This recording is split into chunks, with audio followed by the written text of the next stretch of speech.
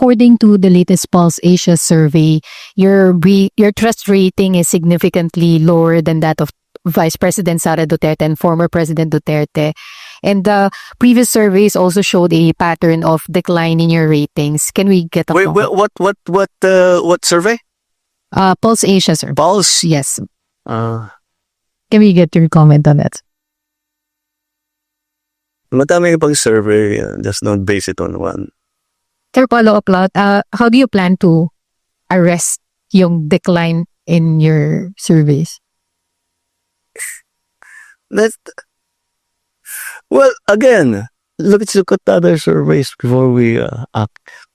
Know your source. That's always a imperfect information makes you make imperfect decisions. The more perfect your information, the more perfect your decision will be.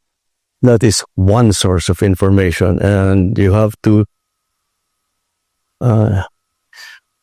understand where it's actually coming from. All right?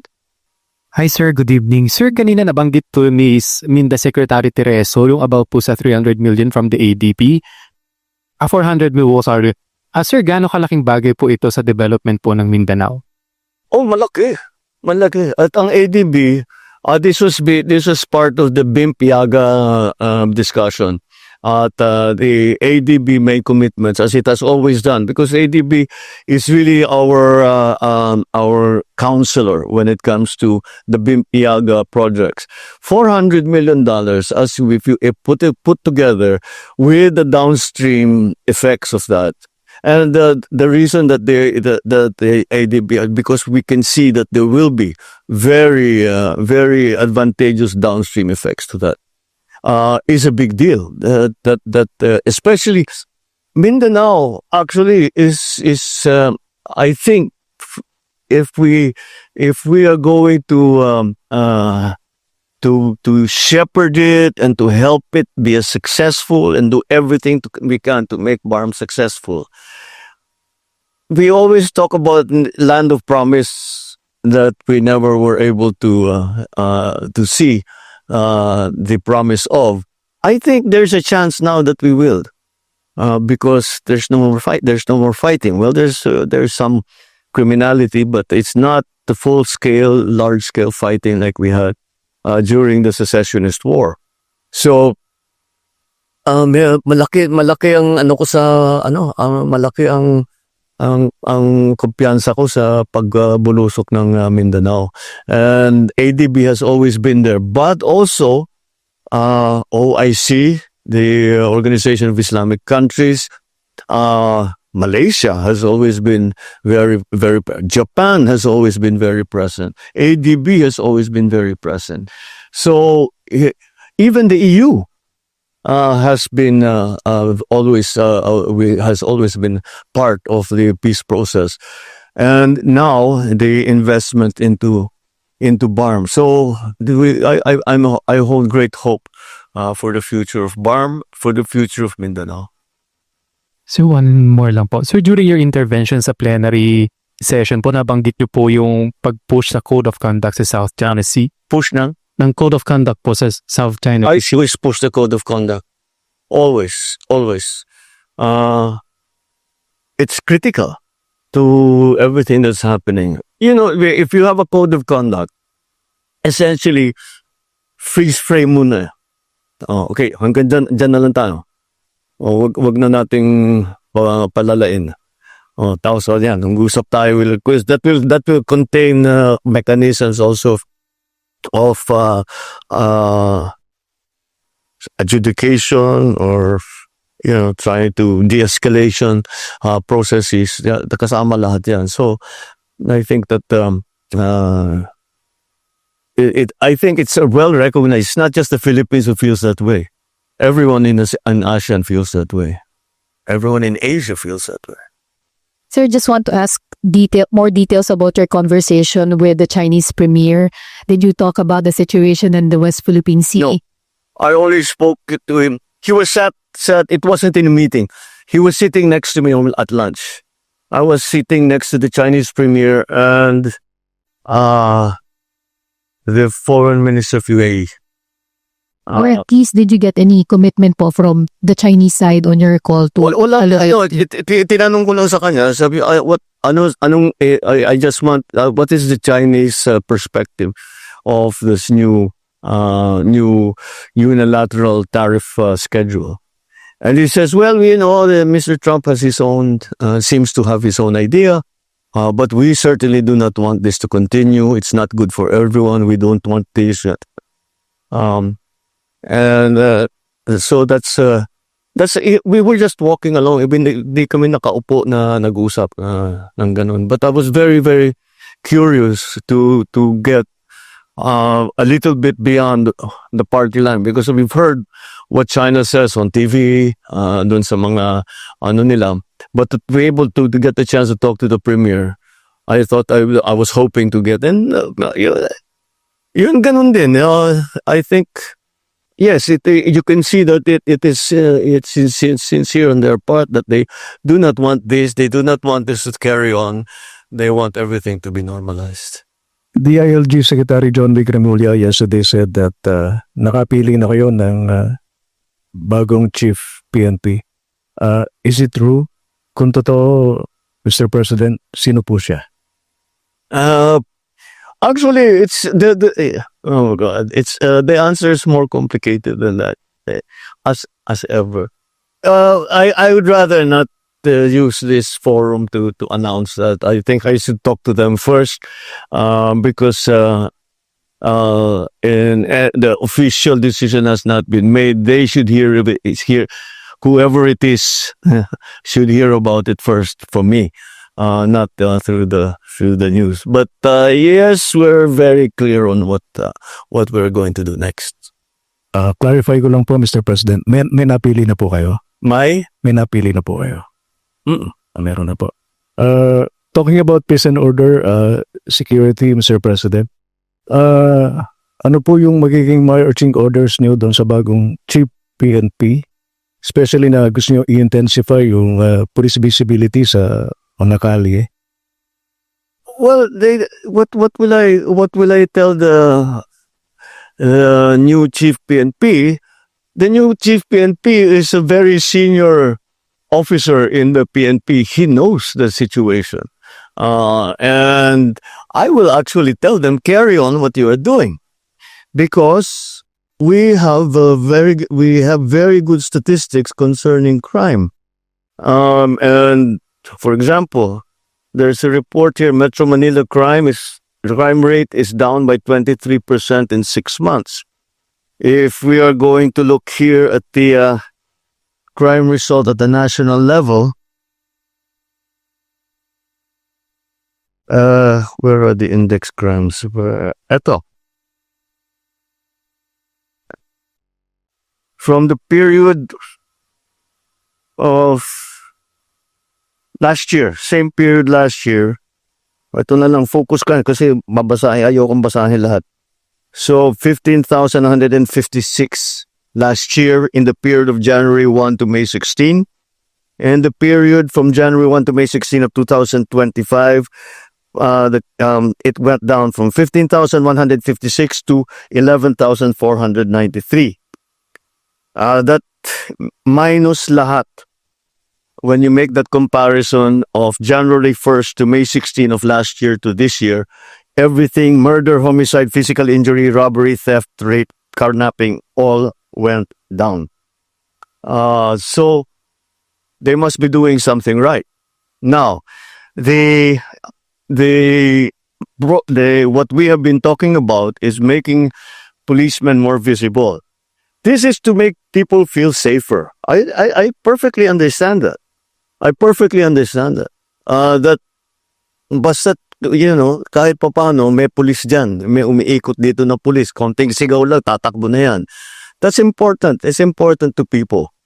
So, despite the fact that maraming maganda namang result na statistic, na maganda naman ang nagiging trabaho ng kapulisan natin in terms of law enforcement, kailangan din, hindi sapat na marami tayong nababawasan natin yung krimen. Kailangan nakikita yung pulis para feeling safe naman yung mga tao.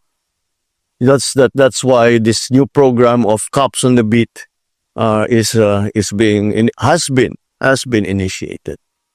Mr. President, one last thing na lang on my part.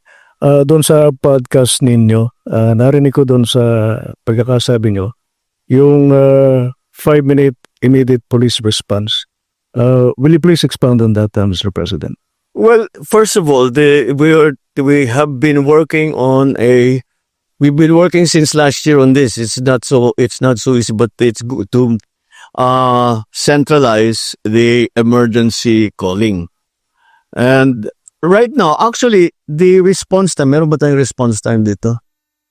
Yung response time natin, bumaba na rin, especially in the urban areas. Siguro, of course, wala, there are no statistics here. No. So we're trying to centralize the emergency calls. So pagtatawag ka ng emergency, whatever, tapos isa lang yung number. Kasi bawat bayan, halos bawat probinsya may sarili.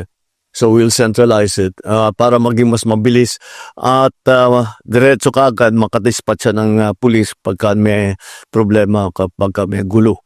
So we're hoping that at least in the urban areas, that we're hoping 5 minutes. That's the aspiration. Once again, I hope. I think naman if we have the cops on the beat and they're in good direct communication with their dispatchador, then that will be the system that will be a good quick response. Pero kailangan mabuong system. One of the problems with the emergency call system is the statistic that about 70% are prank calls. So that's why we have to see how we can minimize that. Good evening, sir. Hi, good- Last Friday, Executive Secretary Bersamin announced that he did not accept his resignation and that the economic managers were retained, and there were other movements that were announced. The Executive Secretary also said that there would be new announcements on movements by tomorrow. Would you like to share with us? Not yet. I'll share with you one thing. That as we were doing the performance review, and when we see shortfalls in performance, I don't leave it at that. I look and ask, why is that the case? And that is why we asked all the heads of agencies to also submit their courtesy resignations, because we have to look at deeper, not just look at the secretary. The secretaries, I think, all of them. Some have to be moved around. Some have chosen to leave or no longer think they can contribute. But in any case, we are looking at the problem deeply. Siguro by now, I don't do things pang optics. If there is a problem, I like to fix it. So that's what we are doing. So expect us to be doing a rigorous performance review, not only at the cabinet level, but even deeper. Related lang po dun sa sagot ni sir, kung pwede lang po. Okay, sige. Alright. Sir, you already mentioned that you don't do things for optics. That was the criticism of some of your detractors who are allied with the former President Duterte. And they also said that the resignations are not necessary and that they want you instead to resign. How do you want to respond to that? Or if you... I will resign. Yeah, that's what they want. Ba't ko gagawin yun? At wala sa ugali ko yung tinatakbuhan ng problema. Magandang gabi po, Mr. President. Sir, you mentioned during your podcast na sawa na yung mga tao sa politika, and yet next week magsisimula na po yung impeachment trial against Vice President Sara Duterte. I'm not sure I see the train of thought there. Sawa ang tao ng politika pero may impeachment. Yes, sir, because it's a political proceeding. So do you see this as a start of another political chaos? The legislators, the senators, and the House are going to decide on how to handle it. I don't think that they've made any decisions yet in that regard. So let's let it's in there. It's there. Nasa kanila yan eh. Mostly for sa Senado, pero siyempre nandiyan pa rin ang House dahil sila mag-prosecute. So they will have to decide between the two houses how they were going to conduct this. You remind, I was part of the Corona impeachment. We were making rules as we went along, and I think that's what will happen here too. So we'll see what happens. Sir, I understand malinaw naman po yung pahayag nyo that you have nothing to do with the impeachment trial. But do you wish na sana hindi na lang ito mangyari so as hindi na lang... How many times we have to say that? I didn't want impeachment. Lahat ng kakampi ko sa Kongreso hindi nag-file ng impeachment complaint. Yung mga nag-file ng impeachment complaint, hindi mo masasabing kaya kong utusan o pagsabihan na ito yung gagawin mo. So, why do I have to keep explaining that I did not want impeachment? Mr. President, again, this is in reference to your interview in the podcast where you said that you're open to reconciling with the Dutertes. And after you said that, certain conditions were floated. For example, Bongo said... No. That's not how reconciliation works. Okay. You don't put conditions to reconcile. If you're sincere, you want to reconcile, let's sit in front of you. Ano ba problema? Paano nangyari ito? Tanggalin natin ang problema. Pero sasabihin mo, hindi ako makikipag-usap hanggang ibigay mo sa akin ito. Wala pupuntahan na. Yeah, and that condition... Tapos na. That's not reconciliation. That's not even a negotiation. That's demanding. Those are setting conditions. That, So, ano sasagutin ng kabila? Itong gagawin mo. Sasagutin mo, hindi. Gagawin ko yan kung gawin mo naman ito. Wala nang pupuntahan yun. Tapos na ang usapan. So, how far are you willing to go, Mr. President, to pursue this reconciliation? Put it this way. I don't know what will come up. What's needed? Kaya ko bang gawin? Hindi ko kayang gawin. Hindi naman ganun. You cannot prejudge at the... I'm going to talk to them only this much. Hindi. Kailangan sinasabi ko nga bukas ka eh. Kahit anong sabihin mo, pakikinggan ko. Kung talagang tapat ako na nais ko mag-reconcile, di isipin ko lang, lahat ng hiningi mo, lahat ng hinanakit mo, kung kaya ko ayusin, di ayusin ko para tapos na to. Ayoko nga ng kaaway.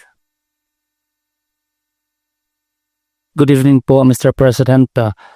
Any update po doon sa effort ho ng pamahalaan na may abot ho sa lahat ng mga Pilipino yung 20 pesos kada kilong bigas at kamusta ho yung pagtanggap dito ng mga Pilipino, ang mga mamamayan po? Well, so hindi naman nakakagulat na siyempre tuwan-tuwa yung mga qualified na tumanggap kaya tinutuloy natin yan.